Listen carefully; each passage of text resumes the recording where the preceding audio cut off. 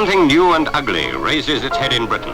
In Notting Hill Gate, only a mile or two from London's West End, racial violence. London is the place for me. London, this lovely city.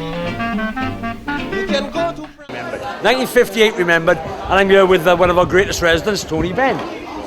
So Tony, what caused all this grief in the 1958, in the riots we were in? Well, it was a combination of poverty and housing, yes, and the arrival for the first time of people from Jamaica who no one had met, yes, and the whipping it up by fascists to try and get power for themselves, and all these things came together. But it has been resolved reasonably well in Notting Hill, and the carnival has really, in a way, obliterated some of the memories of... But do you think it's still relevant today, that sort of era and this era, with the influx... Oh, history's always relevant. If you don't know where you came from, you don't know where you are or how you got there. I know. I'm not all up on that, but of course I see people now, black people, having a go at Moroccan people, having a go at Somalian people. Well, I mean, human nature is a bit troublesome. It never ever stops, you know. Well, in Ireland, you're an Irishman. Welshman, I'm afraid. Welshman, I Great, are. you know.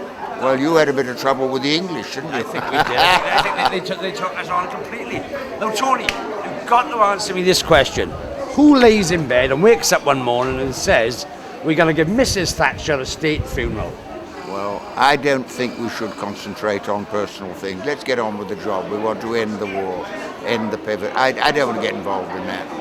Well, I mean, can you give us a pointer to find out who these lunatics are so we can go knock on their door and ask them why?